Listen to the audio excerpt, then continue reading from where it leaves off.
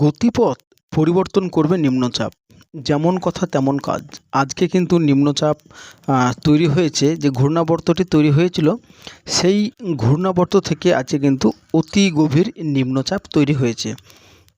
তবে এই মুহূর্তে সবথেকে বড় খবর হচ্ছে যে এই নিম্নচাপ কিন্তু গতি পরিবর্তন করবে। তো আমরা এই ভিডিওতে জানব কোন দিকে যেতে পারে এই নিম্নচাপ, এবং আগামীকালকে যে রথের দিন রয়েছে, তো এই রথের দিনে আমরা গত ভিডিওতে বলেছিলাম যে বৃষ্টিপাত হবে, তবে বৃষ্টিপাতেরও কিছুটা পরিবর্তন হয়েছে। তো প্রথম থেকে শেষ পর্যন্ত যদি দেখেন তবে কিন্তু জানতে পারবেন যে আগামীকাল কোথায় কোথায় বৃষ্টিপাতের সম্ভাবনা রয়েছে আমাদের দুই বাংলা জুড়ে। তো বন্ধুরা, দয়া করে ভিডিওটি প্রথম থেকে শেষ পর্যন্ত দেখতে থাকুন।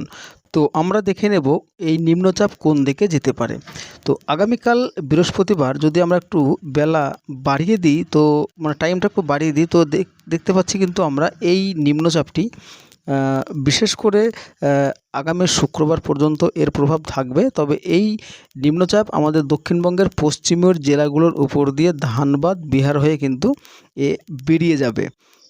তবে সব থেকে এই নিম্নচাপের দরুন প্রভাব পড়তে পারে আমাদের দক্ষিণবঙ্গের পশ্চিমের জেলাগুলোর উপর।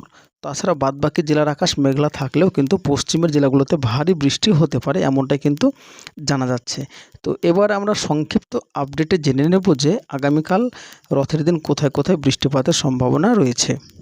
আগামীকাল একদম সকালবেলার দিকে কিন্তু যেটা দেখতে পাচ্ছি, এই যে ঘূর্ণাবর্ত রয়েছে এখানে আমাদের দক্ষিণবঙ্গের উপকূলের কাছে, তো এই ঘূর্ণাবর্তের জেরে বিশাখাপত্তনম এবং ভুবনেশ্বর, মাফ করবেন, শুধুমাত্র বিশাখাপত্তনম এলাকায় কিন্তু ব্যাপক বৃষ্টিপাত রয়েছে। সে সাথে কিন্তু পুরী, দীঘাতেও কিন্তু ব্যাপক বৃষ্টিপাতের সম্ভাবনা রয়েছে। এবং পাশাপাশি দেখতে পাচ্ছি আমরা কক্সবাজার, চট্টগ্রাম, বাংলাদেশের বেশ কিছু অঞ্চল জুড়ে বিক্ষিপ্ত বৃষ্টিপাত সকালবেলার দিকে শুরু হয়ে যাচ্ছে। তবে আমাদের দক্ষিণবঙ্গ কিন্তু আগামীকাল সকালবেলায় বেশ কিছুটা পরিষ্কার লক্ষ্য করা যাচ্ছে।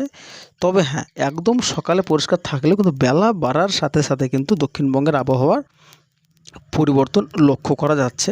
তবে দুপুর ও বিকেলের পর থেকে যেটা দেখা যাচ্ছে যে নদিয়া, মুর্শিদাবাদ, বীরভূম এই জায়গাগুলোতে বিক্ষিপ্ত বৃষ্টি রয়েছে। তাছাড়াও বাঁকুড়া, পুরুলিয়া, পশ্চিম বর্ধমান, পশ্চিম মেদিনীপুর এই জায়গাগুলোতে কিন্তু আগামীকালকে ভারী বৃষ্টি রয়েছে। ওই যে আপনাদেরকে বললাম না যে এই নিম্নচাপ দক্ষিণবঙ্গের পশ্চিমের জেলাগুলোর উপর দিয়ে বেরিয়ে যাবে, যার কারণে কিন্তু পশ্চিমের জেলাগুলোর উপর ব্যাপক ঝড় বৃষ্টিপাতের সম্ভাবনা রয়েছে আগামীকালকে সারা দিনের মধ্যে। এই নিম্নচাপ আপনাদেরকে আবারও জানিয়ে রাখি, এই নিম্নচাপ আগামীকাল 16 তারিখ এবং পরশুদিন 17 তারিখ, এই 16 তারিখ এবং 17 তারিখ এই দুদিন কিন্তু সবথেকে বেশি প্রভাব ফেলবে বা এর এফেক্ট থাকবে।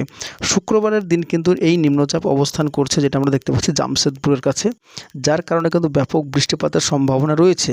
তবে দক্ষিণবঙ্গে যে বৃষ্টিপাত হবে না এমনটা নয়, দক্ষিণবঙ্গের আকাশ মেঘলা থাকবে, দফায় দফায় হালকা পাতলা বৃষ্টির সম্ভাবনা থাকবে। তবে 17 তারিখ সবথেকে বেশি বৃষ্টিপাত আমরা দেখতে পাচ্ছি বাঁকুড়া, পুরুলিয়া, ঝাড়গ্রাম, পশ্চিম বর্ধমান, পশ্চিম মেদিনীপুর এবং বীরভূম জেলার কিন্তু বেশ কিছু অঞ্চলে এটা কিন্তু দেখা যাচ্ছে। শনিবারের দিন কিন্তু এই নিম্নচাপ পুরোপুরি আমাদের ধানবাদ, গয়া হয়ে বেরিয়ে যাচ্ছে। তো এই হলো আজকের নিম্নচাপ বা রথযাত্রার স্পেশাল আপডেট। তো কেমন লাগলো, কোথা থেকে দেখলেন অবশ্যই জানাবেন, আপনার জেলার নাম। দেখা হচ্ছে পরবর্তী আপডেটে। সবাই ভালো থাকবেন এবং সুস্থ থাকবেন।